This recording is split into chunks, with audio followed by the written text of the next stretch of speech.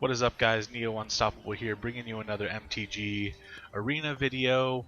I wanted to come out with this video in between a couple other videos that I've been working on, which is kind of, out of sync, I suppose. But I've been looking at videos on MTG Arena specifically so that I could try and get better at it, figure out what it's all about, and play the most efficiently. So if you're new to MTG, or if you're a long time player and you learned anything from this video, I highly recommend that you go ahead and refer the video to someone else that you know, because these are things that I really would have wished to have known when I started playing and was first getting into it. So I'll jump right into it and let you know what the video is going to be about. It's going to be mainly about how to play the most efficiently that you can. So the first thing I want to talk about here is a problem that I have with how MTG Arena works. It's super slow to get your card collection up to the point where you can build like your dream deck of what you want to build. And once you get there and you end up spending all of your rares, mythic rares, and all of your, like, as you can see, all of my wild cards are empty. It's because I'm trying to build as many different decks as I can that work that I possibly can to give the channel a wide variety of different things, and I'm not spending money on the game. So I want to get into this for anyone that wants to just play the game for free like I do, enjoy it, just play some Magic, relax, kick back, and enjoy a free game that's honestly really great. So I want to talk about gold. Gold is acquired a couple different ways. Completing your daily quests, obviously you want to be watching out for these, and once a week you can reset this. So if ever a daily quest comes up and it's for 250 gold, you want to click that and reset that always, because no matter what, the quests are going to be super easy, really reasonable to complete, especially with the decks that the game gives you just by kind of playing through the tutorial. So you always want this to be 750. You want to be getting as much gold as you possibly can, because that's the resource that you can actually earn just by playing. And so also your daily wins will accrue gold for you. And if you have a mastery pass, you technically could get gems. I don't necessarily recommend the mastery pass because of the way that XP works. So this isn't a game that you can just sit down and grind out and go, okay, I'm spending, I've got 2 days off, and I'm going to use, in those 2 days, I'm going to play for 14 hours and just get all of my weekly progress done so that I don't fall behind and blah blah. It doesn't really work that way. You have weekly XP that you can get. So you'll notice that this says weekly win rewards, and this one says daily win rewards. So once you cap out for your weekly XP on your leveling tree, you will not gain any more XP until next week. So that makes it so that you can't grind out and get your whole card collection. So that's one of the hindering things that makes it hard. But I also want to talk about what to spend your gold on and what to spend your gems on. And like I said, I'm not buying these, so these are a super precious resource for me. I did decide to do the mastery pass, and I wish I would have known what all this was for. But I want to go over these two things. So what you want to be doing with your gold is drafting. I'm not going to actually do a draft. I can't afford one right now. But what you want to be doing with your gold is drafting. So this will do a couple things for you. And it doesn't matter. I mean, you don't have to do ranked if you're not comfortable. You can just wait for just regular draft to come up and just draft at your leisure. It's all the same as far as the rewards realistically go. You're going to get 3 packs. Obviously, if anyone who knows how a draft works, you're going to get 3 packs. You're going to pick cards from those circulating drafts as they come by, and you're going to build a deck with that. It's semi-important that you build a good deck, but another thing that's an option. If you find a rare or a mythic rare that you really need, sometimes it's okay to pull that into your collection if you're going to use it in a deck that you're currently using. rather than picking the most optimal card in one of the packs. But you definitely don't want to just pick all the cards you need for your collection and make a crap deck, because you want to be winning. So what this is going to do is you're going to build a deck, you're going to play ranked matches, and then you're going to get rewards based on your performance, how many wins you get before you get 3 losses. So in this specific matchup, if I were to lose all 3 in a row, I would get 50 gems in 1 pack, which realistically you're getting 3 packs because you're building a deck with them, right? And then you're getting an extra pack just for doing this. So this is what you want to be spending your gold on, because it turns your gold into gems, which is what you want. You want to turn the gold into gems. And I'll go over what to do with the gems in a little bit, but essentially it goes off of tiers. The more wins you get, the more gem rewards you get, which is what you mainly want out of this.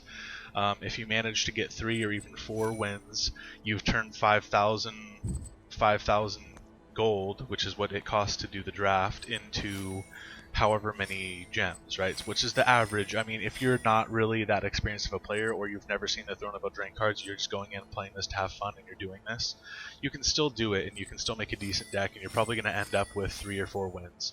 It's completely reasonable to end up with 6 wins or even 7 wins in this format. It's a real slow, grindy kind of format. There's not huge creatures in it, so like the bombs that are in the set or like usually have mechanics that work along with them. So anyway, I digress. That's just this specific set, but I'll say it's not super hard to get 7 wins. So that'll net you 950 gems and 2 packs. So you get 2 packs to pull cards out of, which is good because that's going to go towards your generating of rares and mythic rares that are wild cards that you might want to build from different sets. And it's also going to turn your gold into gems. So that's one thing. The other thing that I want to talk about before I get into talking about what to do with the gems, I want to say buying gems, I mean, it's totally up to personal preference. If you want to be that person that just buys gems and opens packs, you can. But I will say that the value for buying these things with the gems is not actually good. So, and definitely the buying a single pack for 1,000 gold is not good, which is what I've been doing, and that's why I'm making this video, to shy other people absolutely away from how dumb that I have been with the spending of my resources in this game. I could have way more cards than I do, but I want to turn people off of doing this. Don't do this. Like you need some mythic rare from whatever. Don't just go and buy this, because it's just such an inefficient way of spending your resources. And given that it's kind of capped how many that you can earn a day, it's way better to be doing the other things that I'm going to go over in this video. And you might be saying to yourself, well, you know, I'm stuck between a rock and a hard spot. Like, I don't even want to play because I don't have the cards that I want. You know, I can't craft the cards that I need to finish my deck out. Well, I've got an answer for you too, and that comes in the form of this little redeem code thing right here. So if you click on store, this will come up. And what you do here is you just click here and you can type in codes. So here's a list of the codes on screen, and go ahead and feel free to pause it or whatever you need to do to enter these, but all you need to do is type in, and uppercase and lowercase matters, so copy it exactly how I have it on the screen. You can just type in the code and then hit enter, and it'll automatically redeem packs for you. This is really good for beginners. I wish I would have had this resource when I first started. So enjoy free cards out of this if you haven't already redeemed these. If you have, obviously you can't redeem them again, but I also encourage you to go online, look up other resources, because there's a lot more promo codes that you can enter that don't actually, they give you like cosmetic things for your cards and stuff that I care nothing about.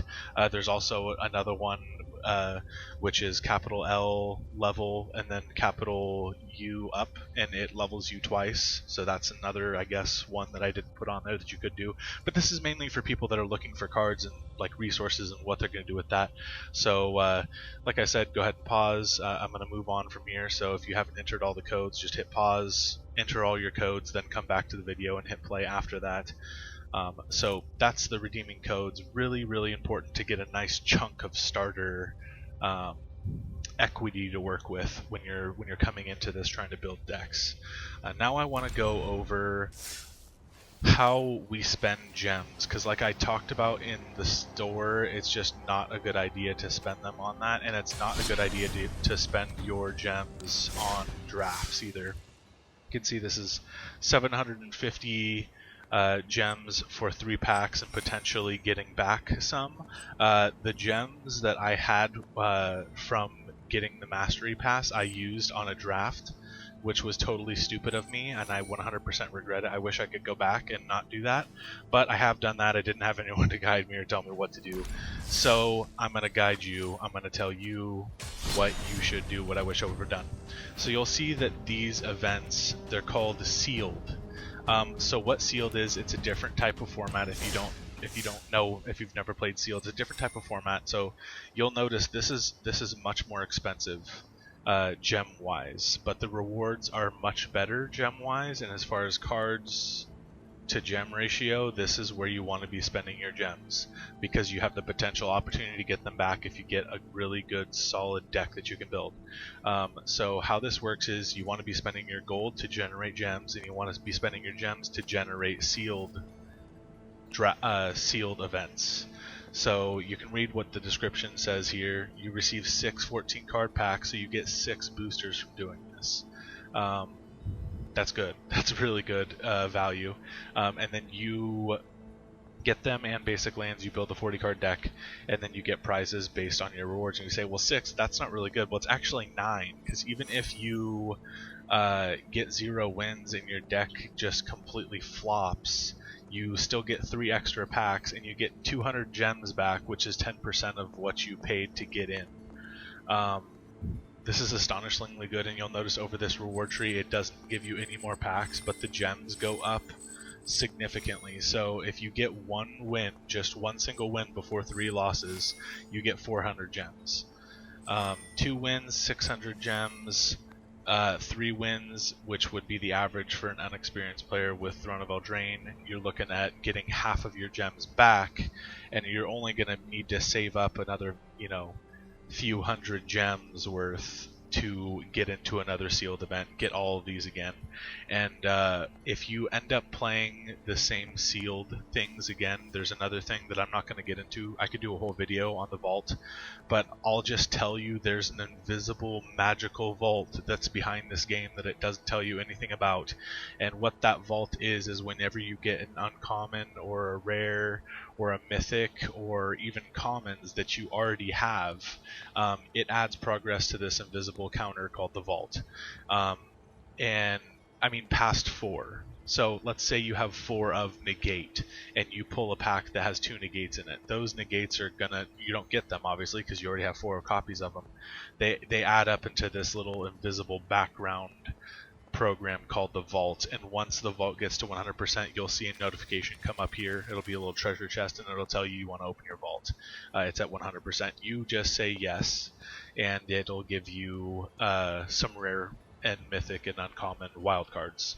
So it's okay to do those same. What I'm trying to say by saying all of this, if you just take away the one simple thing, is if you want to try and do a sealed event more than once, it's totally okay, especially if you've already opened a few packs from that set. It'll generate value towards your vault. But as you can see as it goes up here, 4 wins 1400, 5 wins 1600, 6 wins you get all of your gems back. You can do this again and you get the packs, right? It's always 3 packs that you get minimum. And then if you get 7 wins, if you're you get really good cards, you're able to make a super synergetic powerhouse deck. You actually make gems off of the process, and you walked away with 9 packs and 200 gems. This is most definitely the value of how to spend your gems. There's no better value that I can find to do it. And yeah, of course, it runs a little bit on luck. But even if you're 0 winning, it's still, you're getting 10% of what you paid back. You paid 1800 for 9 packs. And so if you go and look in the packs, and you see the value that they're actually selling them. Oh, I don't know why I went to packs. I should have gone to store. So if you go into store here and you're looking at the value that they value their packs at, 1,800 for 9 packs. So this is 1,200 for 6. I mean, I guess it's kind of on par-ish, roundabout there. That would be, yeah, it would be 1,800. So so assuming you get 0 wins, then it's like getting these, both of these essentially. But that's assuming 0, and then it's going up from there. So once you win once, twice, obviously you're getting it for free, and you're getting gems if you are able to get all the way up. Or even if you get 6 wins and you get close, it's like still an insane amount of value for 9 packs. So that's mainly where you want to be spending your resources. And like I said, you can't power level the mastery tree. So, you know, I gotta imagine that there's a lot of people out there like me that are like, how do I get cards? What do I do? Like, I had this really cool deck, but now I want to branch out and do something else, and I've got all the mythic rares and everything that I need for it, and I've got like 1 or 2 mythics, 3 or 4 rares. Like, I really want to build another deck, but I just don't have enough wild cards. The mastery tree, the mastery track is not going to be where it's at for you. You can only level essentially to the next bracket per week, and not past that. So, you know, that's an unfortunate thing, but you do get a lot of packs from this. So, I mean, your packs per week, you're going to be opening up a lot. You'll get a lot of, you know, you'll get a lot of process to your vault, but that just has to do with weekly play, right? So it's not like you can sit down and just bust all of it out and just get so far ahead. It like kind of locks you into only progressing so far each week. So I thought that this was an important thing to put out there. Like I said, you know, if you're new to the game and you're trying to figure out how do I get the most value? Like, what do I do? Like, I need cards that are from, you know, whatever, War of the Spark, but I don't want to open packs for War of the Spark, you know, because I need cards from Eldraine too, but like my deck mainly works off of whatever. Those starter packs that you were able to get, that'll boost you up hugely. And just follow what I said about how to use the resources of in-game, because that's the most value that you're going to be able to get out of the gold, and it's going to generate you gems so that you can get the most value out of the gems. Gems are what you want, and sealed events are what you want to be doing with them. There's just no getting around that. There's no more efficient way to spend the gems than that, that I've looked into, because you potentially can just go positive gems every single time, and you're just building a bunch of uncommon rare and mythic rares to where you can build whatever you want. And that's where all the high level players are. When you see someone high level videos, not someone that's just started like me, but you see a high level video, you'll see like 100,000 gold, and you'll see like 20,000 gems. You know, and they may have donations or may have paid a little bit into that or been sponsored or whatever, but they have that many because they're positively generating their resources rather than using them inefficiently on a bunch of packs to get mythics and rares and wildcards. So I wanted to go over this for you guys. If you liked the video, go ahead and like it, but more importantly, if you know somebody that's struggling, you know, trying to build decks and they're being discouraged from playing this game because they don't understand that, it's not clearly laid out for you, send them a link to this video, tell them about it, tell them that, you know, that you learned stuff about it if you learned anything, and you know, help somebody else out so that they can succeed and be able to enjoy the game and play. Because like I said, the way it's built with the XP and everything like that, it does make it a challenge to figure out what you're supposed to be doing. So that's going to be it for this one, guys. I hope you guys enjoyed the video. Y'all have a good one.